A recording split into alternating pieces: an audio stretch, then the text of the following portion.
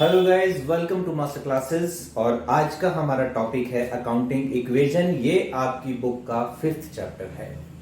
अभी तक आप लोगों ने 4 चैप्टर पढ़े हैं, चारों चैप्टर थ्योरी के हैं, थोड़े से बोरिंग भी होंगे बट कोई बात नहीं, यहां से आपको इंटरेस्ट आना शुरू हो जाएगा। जिसमें आपने बच्चों दूसरे चैप्टर में अकाउंटिंग टर्म्स को पढ़ा होगा, जैसे कि एसेट्स क्या होते हैं, लायबिलिटीज क्या होती है, एक्सपेंस क्या होते हैं, कैपिटल क्या होती है, अलग अलग चीजों को पढ़ा होगा। उनको अब हम यहाँ पे यूज करेंगे और उनका अगर कॉन्सेप्ट आपको समझ नहीं आया है तो वो अब आपको और भी क्लियर हो जाएगा। इसके बाद आपने 3rd चैप्टर पढ़ा होगा। जो आपका 3rd चैप्टर है वो आपका बहुत इंपॉर्टेंट चैप्टर है, जिसमें आपने 3 बेसिक अजम्पशंस और 11 अकाउंटिंग प्रिंसिपल्स पढ़े हैं।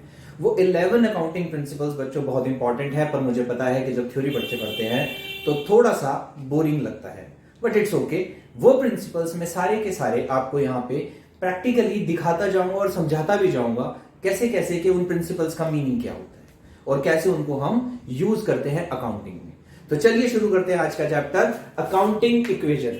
अब बच्चों अकाउंटिंग इक्वेशन क्या होती है? हमारी अकाउंटिंग इक्वेशन होती है assets equal to liabilities plus capital. इसका मतलब क्या है समझिए बच्चों। आप जब भी कोई बिजनेस करते हो तो उसमें पैसा लाते हो और बिजनेस में लगाते हो। अब पैसा कहां से आता है? आपका भी हो सकता है और उधार भी हो सकता है, लोन लेके भी तो बिजनेस होता है। तो ये जो 2 साइड्स हैं, ये साइड्स बताती है कि हमने अपना कितना पैसा लगाया हुआ है प्लस हमने बाहर से कितना पैसा लिया हुआ है। कैपिटल मींस हमारा पैसा, ऑनर्स इक्विटी।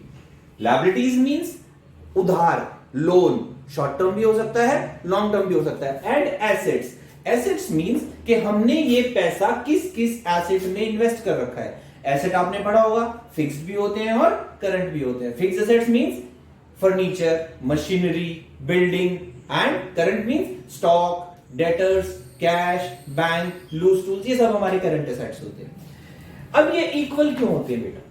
इक्वल होते हैं हमारे इस प्रिंसिपल की वजह से। जो आपने 11 प्रिंसिपल पढ़े हैं उसमें एक प्रिंसिपल पढ़ा होगा आपने, ड्यूअल एस्पेक्ट प्रिंसिपल। ये क्या होता है? ये प्रिंसिपल कहता है that every transaction has at least 2 effects.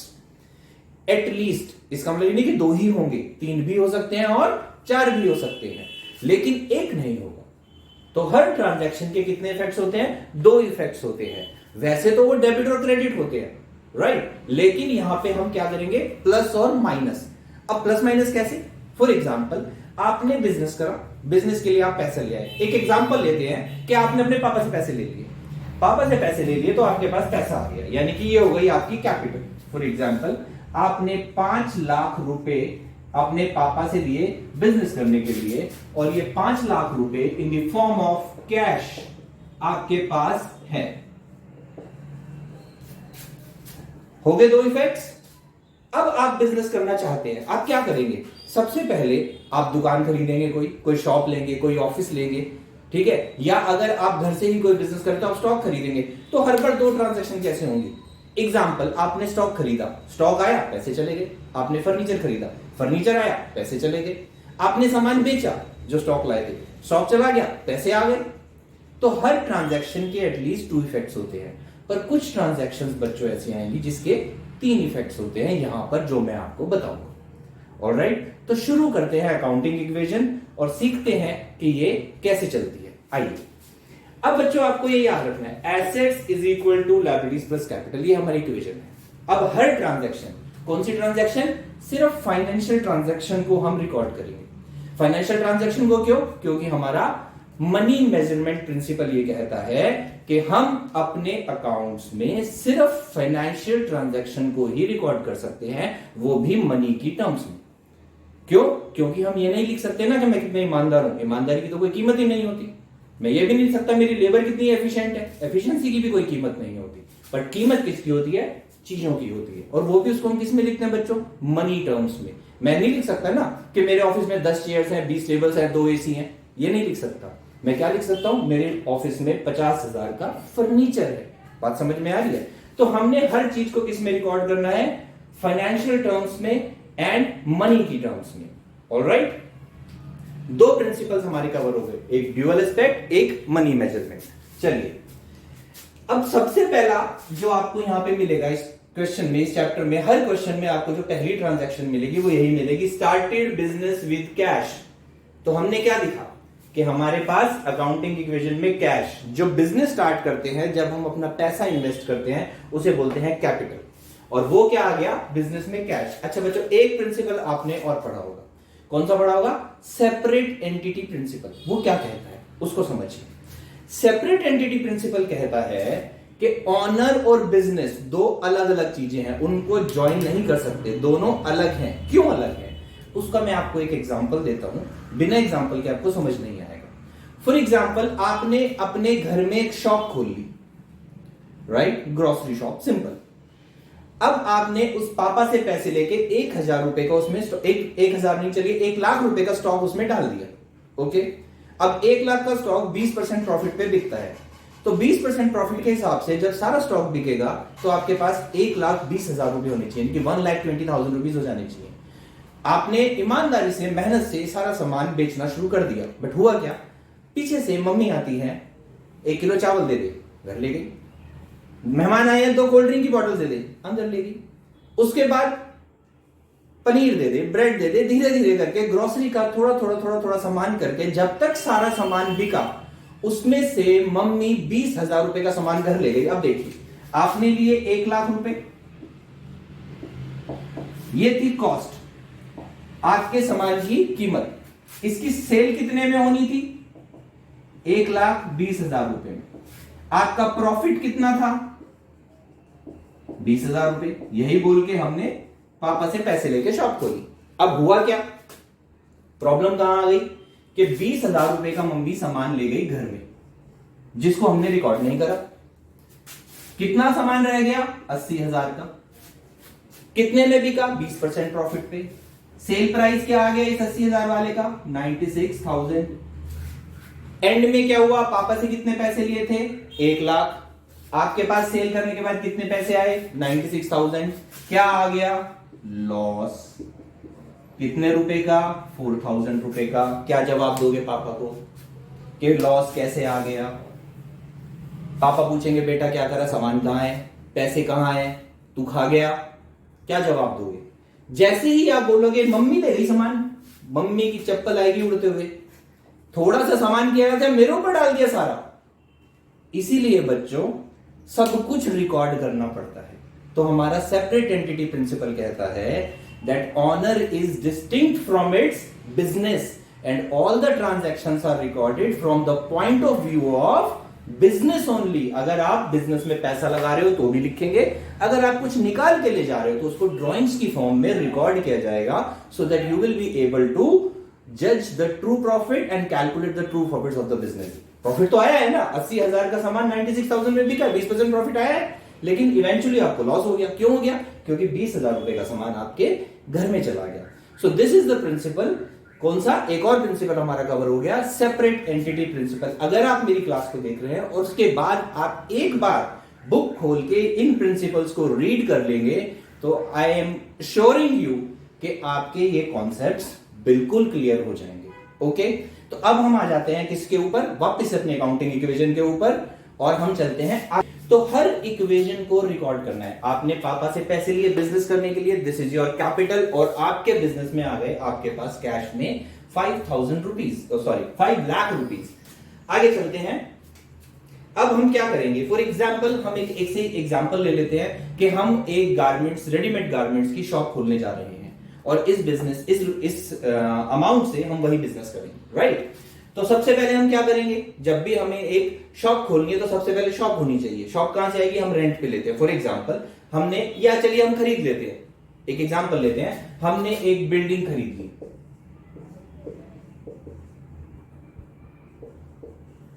अब हमारी इक्वेशन क्या बनेगी? 2,00,000 रुपए की बिल्डिंग खरीद ली, तो होगा क्या? 2 ट्रांजैक्शन, पैसे गए, बिल्डिंग आ गई। हर 2 लाइंस के बाद बच्चों आपको टोटल करना है। मेरे पास थोड़ी सी बोर्ड की कमी है, इसलिए मैं यहां पे पर्टिकुलर्स नहीं लिख रहा हूं। बाकी अगर आप अपनी बुक में देखेंगे टीएस ग्रेवाल में, तो यहां पे पर्टिकुलर्स लिखे नजर आएंगे इसके साइड में, जहां पे आपको क्वेश्चन में दी हुई स्टेटमेंट को ही लिखना है। और जब भी आप सम करेंगे आपको लिखना है new equation. After every transaction there will be a new equation, right? तो अब क्या होगा? हमारे पास हमारी पोजीशन क्या है, 3 लाख रुपीस कैश है, 2 लाख रुपीस की हमारे पास बिल्डिंग है, लायबिलिटीज हमारे सर पे कोई है नहीं, और 5 लाख रुपए हमने बिजनेस में इन्वेस्ट किए थे। ये हमारी न्यू इक्वेशन आ गई।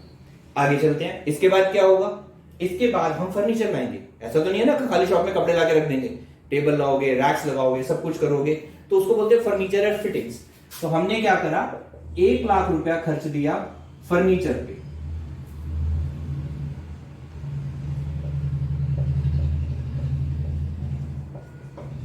तो होगा क्या, फिर से 2 ट्रांजैक्शन बच्चों, क्या 1 लाख रुपए चले गए और 1 लाख रुपए का फर्नीचर आ गया।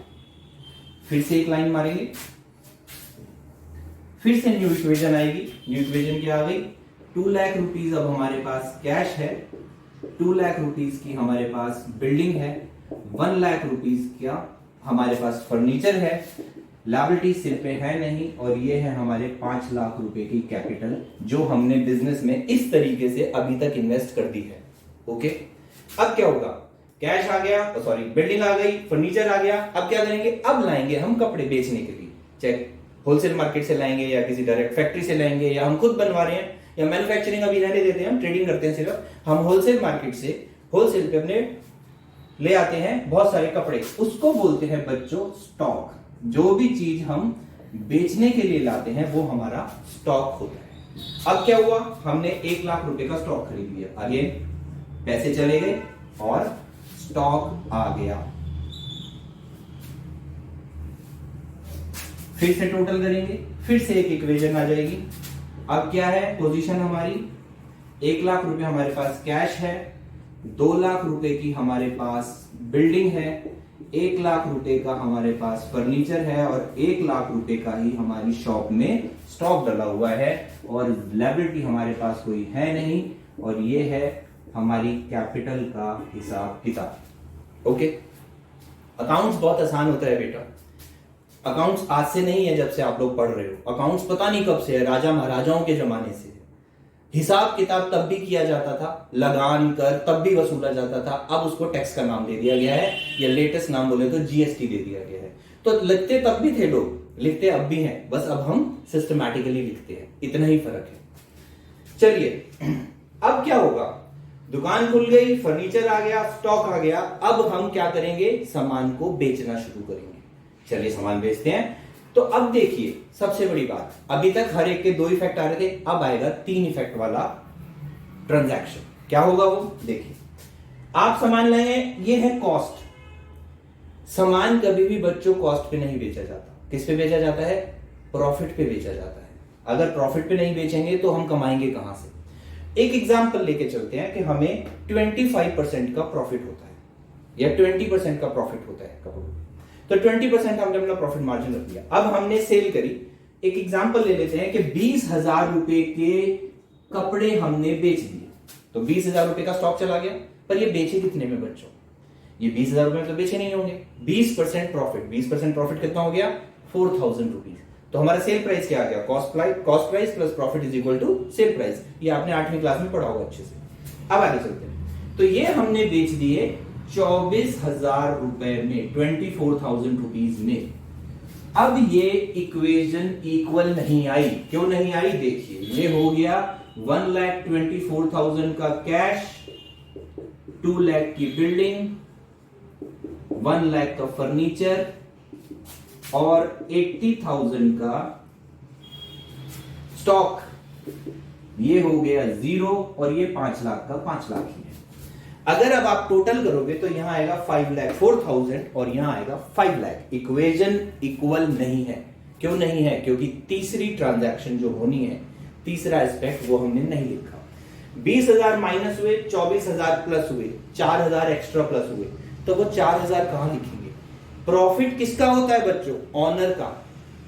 खुशी खुशी जाके अपने घर में बताना, पहले दिन मैंने काम करके 4,000 रुपए कमाए हैं और पापा आपसे जो पैसे बिजनेस के लिए लिए थे मैंने बढ़ा दिए।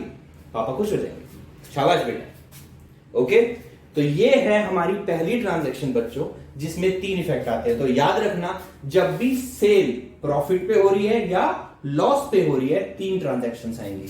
स्टॉक कम होगा, कैश बढ़ेगा, अगर प्रॉफिट है तो ऐड हो जाएगा, लॉस है तो माइनस हो जाएगा। Got it? आगे चलते हैं। ये तो था कैश कैश कैश। उधार भी तो बिकेगा। अगर मैं आऊंगा सामान खरीदने तो आप मेरे से पैसे लोगे, उधार में भी तो दे सकते हो ना। तो देखो उधार में कैसे होता है। फॉर एग्जाम्पल मैंने 10,000 के कपड़े खरीदे, चलो आपने मुझे डिस्काउंट नहीं दिया, मान के चलता हूं एक बार को कि आपने मुझे डिस्काउंट नहीं दिया, 10,000 के कपड़े दे, सेल प्राइस क्या है इनका 12,000। मैंने कहा बेटा अभी मेरी जेब में सिर्फ 6,000 रुपए हैं, ले लो। आपने ले लिए।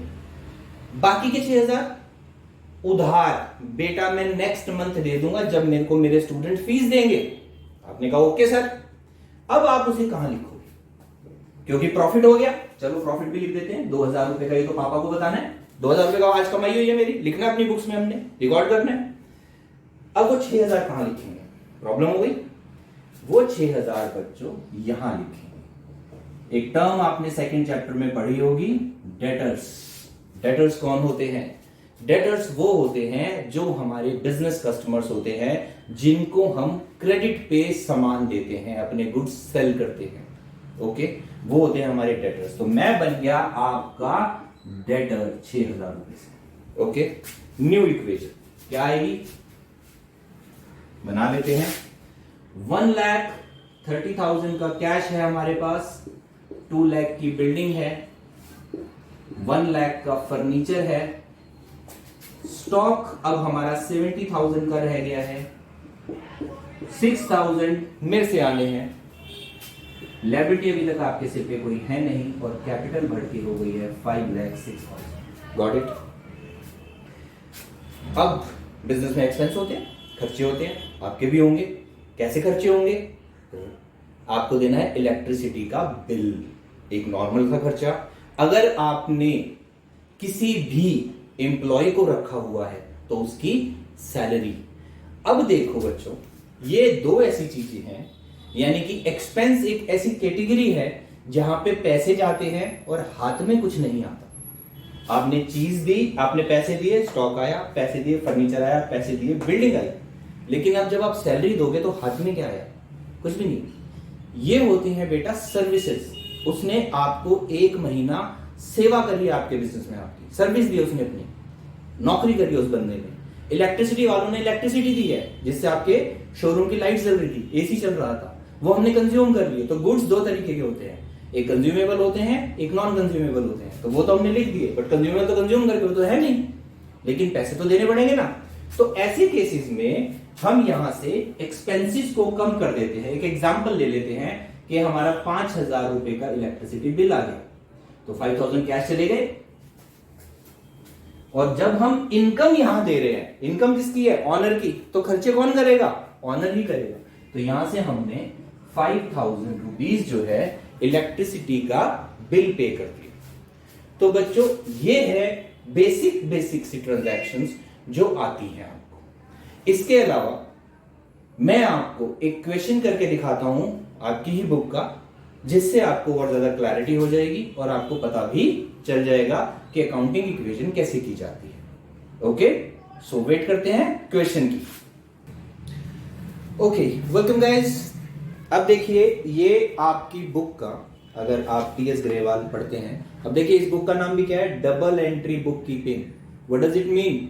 Every transaction has 2 effects, double. Okay, चलिए ये आपकी बुक का क्वेश्चन नंबर 16, पेज नंबर 5.21। काफी सारी ट्रांजैक्शंस इस क्वेश्चन में कवर हो जाती है, तो मैंने वाला करा है। एक और बात बता दूं बेटा, आपको हर 2 लाइंस के बाद टोटल करना है। मेरे पास स्पेस का प्रॉब्लम था, इसलिए मैंने 5 ट्रांजैक्शंस के बाद टोटल किया है, बट आपको हर 2 लाइंस के बाद टोटल करना है। पहली बार 2 के बाद, फिर after every transaction you have to sum it up and you have to write new equation. जैसे यहां पे हम क्या लिखेंगे? New equation. तो आपको हमेशा 2 के बाद फिर टोटल आएगा, फिर after every single transaction you have to write new equation, और आपको टोटल करना है। ओके, चलिए क्वेश्चन को पढ़ते हैं और थोड़ी सी बातें जानते हैं ताकि आपके कॉन्सेप्ट और क्लियर हो जाए। सबसे पहले कह रहा है Sunil started business with cash. मैंने क्या बताया था कि सबसे पहले कैश से बिजनेस शुरू हुआ। ये हमारी कैपिटल है और बिजनेस में हमारा कैश आ गया। ओके, इसके साथ बच्चों आपको एक पर्टिकुलर और बनाना पड़ेगा जहां पे आपको ट्रांजैक्शन लिखनी है, उसमें कुछ लंबी चौड़ी कहानी नहीं होती, जो क्वेश्चन में लिखा है वही आपको लिख देना है, ठीक है, एज इट इज कॉपी कर देना, कोई प्रॉब्लम नहीं है। Second transaction, open a bank account and by depositing 25,000 out of cash. इस पैसे में से 25,000 बैंक में जमा करा दिए। दो बातें, पैसे चले गए, बैंक में पैसा आ गया, -25 + 25 हिसाब बराबर। He sold his personal car for 50,000 and deposited the amount in the firm's bank account। अब बिजनेस से क्या किया बच्चों, उसने पर्सनल कार बेची है उसके घर से, बिजनेस से में कोई लेना देना नहीं है। अगर मम्मी बाहर से सामान लाती है तो हमारी दुकान पे असर नहीं पड़ता, याद रखना, ऑनर सेपरेट है। तो उसने अपनी पर्सनल कार बेच दी, हमें कोई लेना देना नहीं है। क्या करा उसने, वो पैसा लाके बिजनेस में लगा दिया। कहां पे, बैंक में, बैंक बढ़ गया और साथ में हो गई उसकी ये एडिशनल कैपिटल। क्या बोलते हैं बच्चों इसको, एडिशनल कैपिटल बोलते हैं।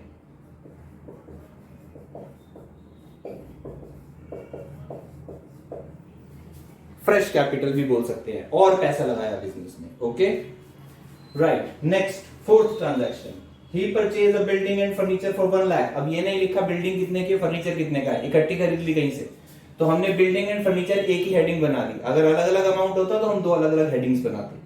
तो हमारे पैसे चले गए, बिल्डिंग फर्नीचर आ गया, दो effects. He purchase goods from Ram on credit. Goods यानी कि स्टॉक आ गया, गया क्या, कुछ नहीं गया, पैसे दिए ही नहीं, उधार में लाए हैं। अब क्या करेंगे, लेकिन बाद में देने हैं। क्या बढ़ गए हमारे, क्रेडिटर्स बढ़ गए, लायबिलिटी बढ़ गई हमारी। यहां पे बच्चों मैंने टोटल कर दिया है। तो इसके बाद देखेंगे हमारी न्यू इक्वेशन क्या आ गई। 25,000 कैश है, 75,000 बैंक में है, 1 लाख का बिल्डिंग एंड फर्नीचर है, 50,000 का हमारे पास स्टॉक पड़ा हुआ है, 50,000 हमने उधार चुकानी है, और 2 लाख रुपीस हमारा पैसा अब तक बिजनेस में लग चुका है, विच इज कॉल्ड और कैपिटल। ठीक है, नेक्स्ट, ही पेड कार्टेज, कुछ सामान लाया होगा, कार्टेज पे किया है, यानी कि किराया भाड़ा। पैसे चले गए, खर्चा यहां से कम कर दिया। जितने भी इनकम है वो ऑनर की होती है, जितने एक्सपेंस करेगा वो भी ऑनर ही करेगा, जो प्रॉफिट होगा वो भी ऑनर को होगा, और जो लॉस होगा बच्चों वो भी ऑनर का ही होगा। He sold to Shyam on credit goods costing 6,000 for 9,000। 6,000 के गुड्स बेच दिए, 6,000 के गुड्स बेच दिए। कितने में बेचे, 9,000 में बेचे। पैसे नहीं आए, पैसे आए होते तो कैश बढ़ाते, पैसे नहीं आए इसलिए नई हेडिंग आ गई। क्या हेडिंग आ गई, डेटर्स, हमारे डेटर्स बढ़ गए। 3,000 का हमने इसमें प्रॉफिट कमाया। अब बच्चों यहां आ जाता है हमारा एक और प्रिंसिपल, कौन सा, अक्रूवल। अक्रूवल प्रिंसिपल क्या कहता है, अक्रूवल प्रिंसिपल कहता है कि जब आप प्रॉफिट कमा लो, अक्रू हो जाए, उग जाए, कमाई आ जाए, उसको रिकॉर्ड करो। प्रॉफिट आ गया, मिला नहीं है पर कमा लिया, तो रिकॉर्ड कर देंगे। प्रॉफिट 3,000 रुपए रिकॉर्ड कर दिया हमने। ओके, तो ये हमारा अक्रूवल प्रिंसिपल कहता है that transactions are entered at the point of happening of transaction, not when the cash is coming in और कैश इज सेटल्ड डाउन। तो जब पैसे आएंगे वो बाद में आएंगे, वो बात की बात है, आपको रिकॉर्ड अभी करना है। ओके, क्योंकि इनकम टैक्स डिपार्टमेंट आपसे आपकी कमाई पे टैक्स ले लेगा, चाहे पैसे आए हो चाहे ना आए हो। अगर बाद में पैसे नहीं है तो भी इनकम टैक्स डिपार्टमेंट वाले आपसे पैसे ले लेंगे कि भैया तूने कमाई तो पैसे दे दे। वो पैसे नहीं दे रहा, केस डाल दे उसके ऊपर, कोर्ट में जा, लेकिन हमें टैक्स दे दे। तो इसलिए अक्रूवल कॉन्सेप्ट होता है। आगे चलते हैं। Next transaction, received rent from tenants. हमारी बिल्डिंग का शायद कोई पार्ट छोटा मोटा खाली रखा होगा, हमने किराए पे ले लिया, हमारे पास रेंट आ गया। कितने रुपए का रेंट आ गया, 1,000 रुपीज का रेंट आ गया। अदर इनकम हो गई, ये हमारा मेन काम नहीं है, हमारा काम सामान बेचना है, लेकिन अदर इनकम है, इनकम इज इनकम, कहीं से भी आई लिख देंगे। Receive security deposit from tenants, 1,500 रुपए और ले लिए उनसे, 1,500 किस चीज के ले लिए, सिक्योरिटी डिपॉजिट, बाद में वापस कर देंगे। तो क्या ये हमारी इनकम है, ये हमारी इनकम नहीं है बच्चों, यहां नहीं है, ये हमारी लायबिलिटी है। क्योंकि जिस दिन टेनेंट वापस जाएगा उस दिन आपको ये 1,500 रिटर्न करने हैं। ओके, सो लायबिलिटी है फ्यूचर की, बट लायबिलिटी है लिखेंगे, इनकम में नहीं लिख सकते। आगे चलते हैं। परचेज स्टेशनरी फॉर कैश, 100 रुपए चले गए, 100 रुपए का खर्चा है, सारे एक्सपेंसेस कैपिटल में से माइनस हो जाते हैं। इसके बाद फिर से मैंने टोटल कर दिया, एक और हमारी इक्वेशन आ गई। क्या इक्वेशन आ गई, 26,900 जो है हमारे पास कैश है, 75,000 बैंक में है, 1,000 rupees 1 lakh rupees building and furniture है, 44,000 का स्टॉक है, 9,000 हमने लेने हैं। किससे लेने हैं? ये हमने लेने हैं श्याम जी से। भगवान श्याम को हमने उधार में सामान दिया था। 51,500 रुपए की लायबिलिटी है हमारे सिर पर, और ये हमारी कैपिटल का स्ट्रक्चर हो गया है 2 लाख से बढ़ के 2,03,400 रुपए। आगे चलते हैं, 4 ट्रांजेक्शन और रह गई हैं। आगे वो कह रहा है इन्वेस्टेड इन शेयर पर्सनल, 50,000 रुपए के शेयर्स खरीद लिए पर्सनल। पर्सनल यानी कि आउट ऑफ बिजनेस, हमारा कोई लेना देना नहीं है, लेकिन पैसे कहां से दिए हैं? अब देखिए, पैसे हैं, पैसे तो है ही नहीं, इसका मतलब कहां से दिए होंगे? बैंक से दिए होंगे, तो हमारा बैंक कम हो गया। साथ में ड्रॉइंग्स, जब बिजनेस से ऑनर कुछ निकालता है तो उसको बोलते हैं ड्रॉइंग्स। पैसे निकाल लिए, विड्रॉ कर लिए इन एनी फॉर्म, गुड्स ले जाते हैं, उसे भी ड्रॉइंग्स बोलते हैं। Next, received interest in cash. अब ये कौन सा कैश आया है? अगर वो स्पेसिफाई करता कि ये इन्वेस्टमेंट पे इंटरेस्ट आया है तो बच्चों वो हो जाता उसका पर्सनल, लेकिन बिजनेस में आया है तो 2 बातें हो सकती है कि हमने किसी से इंटरेस्ट लेना होगा, या ये 200 रुपए भी हम उसकी एडिशन कैपिटल को मान सकते हैं कि जो इसी इन्वेस्टमेंट पे इंटरेस्ट आया होगा और वो लिख लिया। बट ये इन्वेस्टमेंट नहीं है, क्योंकि इन्वेस्टमेंट किस में करी है उसने? शेयर्स में करी है। और बच्चों शेयर्स पे इंटरेस्ट नहीं आता, शेयर्स पे डिविडेंड आता है। तो इसलिए हम क्या मान के चलेंगे कि ये हमारा कहीं से इंटरेस्ट आया जो हमने लेना था, तो 200 रुपए हमने यहां ऐड कर दिए, 200 रुपीज हमने यहां भी ऐड कर दिए, क्योंकि इनकम है। नेक्स्ट वो कह रहा है इंट्रोड्यूस्ड फ्रेश कैपिटल, 25,000 रुपए बिजनेस में पैसों की जरूरत थी और लगाए, कैश बढ़ गया, साथ में कैपिटल भी बढ़ गई, फिर से एडिशनल कैपिटल। ओके, अब वो कह रहा है गुड्स डिस्ट्रॉयड बाय फायर, आग लग गई बच्चों, लग सकती है, ये तो अच्छी बात है, सिर्फ 500 रुपए के गुड्स में लगी है, सारे में भी लग सकती थी, कोई वो थोड़ी ना है। और एक छोटी सी मेरे से गलती हो गई है, ये मैंने 500 डेटर्स में से कम कर दिए बच्चों, जबकि डेटर्स में से कम नहीं करने थे, स्टॉक में से कम करने थे। तो ये हमारा स्टॉक जो हो जाएगा 43,500 का हो जाएगा। ये प्रॉब्लम होती है जब हम 4-4, 5-5 के बाद 71 टोटल करते हैं। इसलिए आपको क्या करना है, आफ्टर एवरी ट्रांजैक्शन कॉपी में करना है, अच्छे से करना है रजिस्टर में, सो दैट आपसे ये गलती ना हो। सो 500 रुपीज के गुड्स में आग लग गई, लॉस हो गया, गुड्स गायब हो गए, आग लग गई, गुड्स खराब हो गए, लॉस हो गया। लॉस किसका? मैंने क्या बताया था, सारी इनकम और सारे लॉसेस किसके होते हैं? ये होते हैं ऑनर के। तो ये लॉस भी यहीं पे आपको दिखाना है। अब हमारी फाइनल इक्वेशन आ गई, 52,100 कैश है, 25,000 रुपीज के बैंक में पड़े हैं, 1 lakh rupees building and furniture, 43,500 का स्टॉक है, 9,000 रुपीज हमने लेने हैं जिसको उधार में सामान दिया था, 51,500 हमें देने हैं, 50,000 जिससे क्रेडिट पे सामान लिया था, और 1,500 सिक्योरिटी डिपॉजिट। और ये है हमारी कैपिटल का स्ट्रक्चर जो इतना हो चुका है। इसको सम करेंगे, this is the sum is assets, total assets are 2,29,600, liabilities 51,500 and capital 1,78,100। दोनों का टोटल करोगे तो इक्वल आएगा। ये हमेशा इक्वल आना चाहिए बेटा, और ये सिर्फ किस वजह से आता है? ड्यूअल एस्पेक्ट प्रिंसिपल, क्योंकि एवरी ट्रांजैक्शन हैज 2 और एटलीस्ट 2 इफेक्ट्स और मोर देन 2 इफेक्ट्स, तो इसको हमेशा ध्यान में रखना।